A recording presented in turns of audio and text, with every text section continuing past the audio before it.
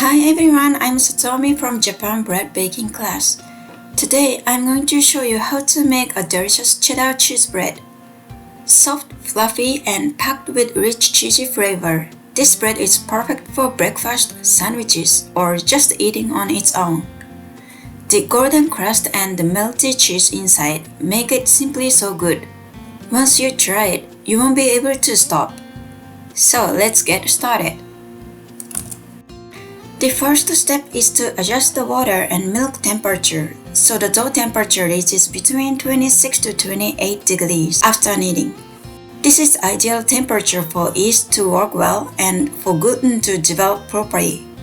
In winter, my room temperature is around 20 degrees, so I warm up the water and milk to around 38 degrees.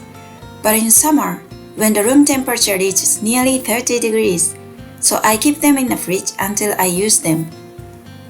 Please adjust water temperature based on your room temperature. Once the water temperature is set, add all the dried ingredients into the bowl of a stand mixer. To make a soft and fluffy loaf, use bread flour with a protein content of 12 to 13%. This helps create strong gluten, which traps air and gives the bread a light texture. After adding all the dry ingredients, mix them with a spatula to help them absorb the water evenly. Add the water and milk, then mix roughly. This allows the ingredients to mix together faster. The butter will be added later. Set the bowl onto the stand mixer with the dough hook attached. Start mixing on low speed until you don't see any dry flour left. Then increase to medium speed and knead for about 10 minutes.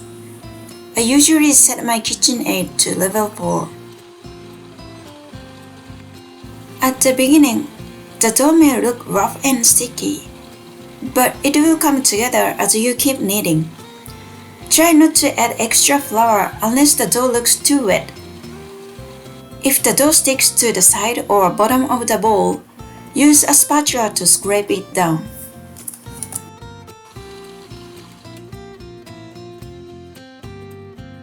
After kneading for about 10 minutes, the gluten has started to form and the dough stretches.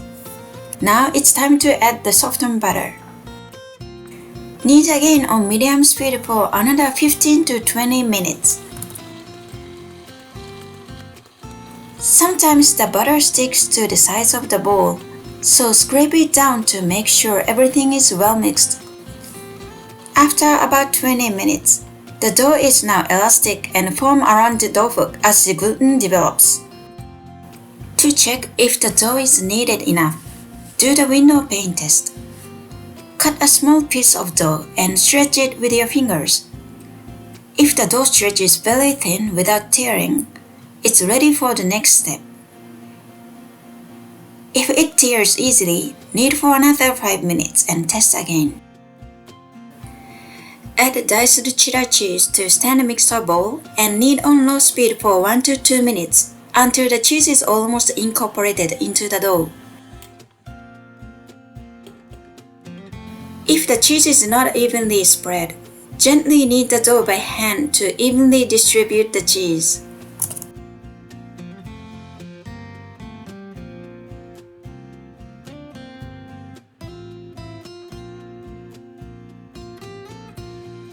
Shape the dough into a smooth ball. To create surface tension is important because it helps the dough expand properly during proofing. Before proofing, check the dough temperature if it's between 26 to 28 degrees. Place the dough in a bowl and cover it with a damp towel or a shower cap. Let it proof in a warm place until it doubles in size. The dough is now expanded. My dough temperature was 27.2 degrees and it took about an hour in a 30 degrees proofer. If the dough temperature or proofing temperature is low, it will take longer to proof. If they are high, proofing will be faster. So always check the dough size instead of just following the time. Do the finger test to check if it's proofed enough. Sprinkle a little flour in the center of the dough and poke it with your finger.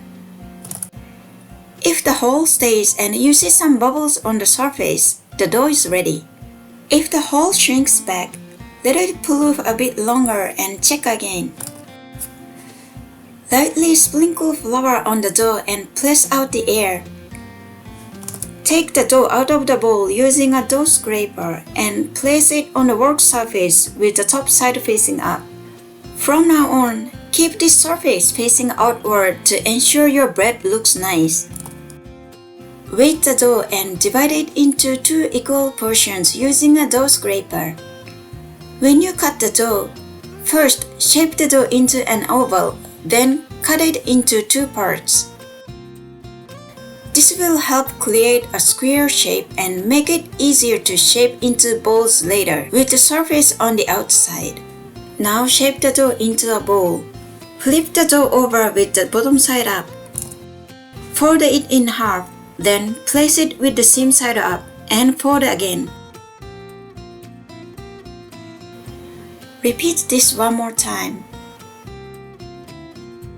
Place the dough ball on your palm with the seam side down and tuck the sides underneath using your other hand to create surface tension.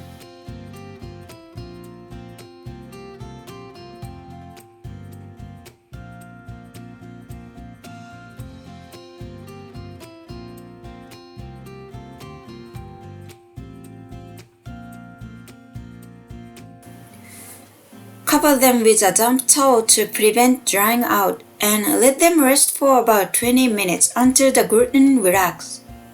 While resting the dough, lightly graze a Pullman pan with oil or butter. After 20 minutes, the dough should feel soft and relaxed when touched. If it still feels tight, let it rest for another 5 to 10 minutes and check again. Now it's time to shape the dough.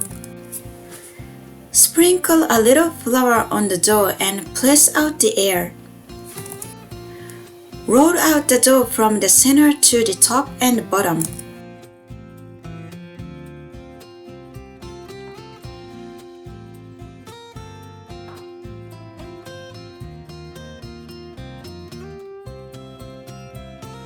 Flip the dough over and shape it into a wide rectangle.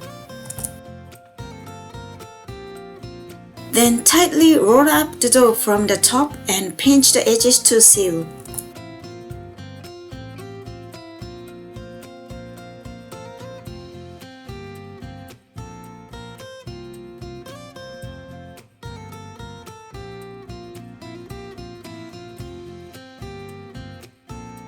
Roll the dough into a bit long roll. Press it on the side and do the same with the other dough ball. Take the dough you shaped first and roll it again. They should be about 1.5 times the length of the Pullman pan. Place the dough in a cross shape with the seam side down.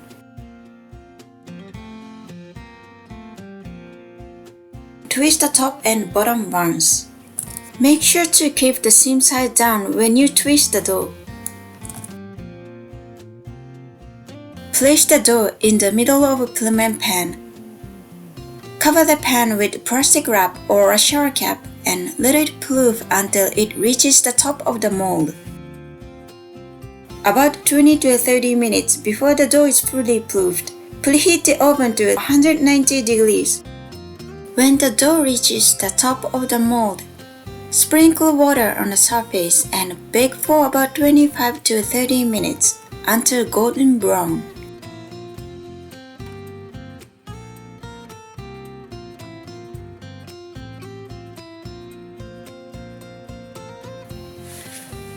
Once the bread is baked, gently tap the loaf pan to release steam. Then remove the bread from the mold and place it on a cooling rack. Thank you for watching. I hope you enjoyed making this bread. Please subscribe to my channel for more delicious recipes. Also, let me know in the comments which bread you like to bake. Happy baking and I'll see you in the next video.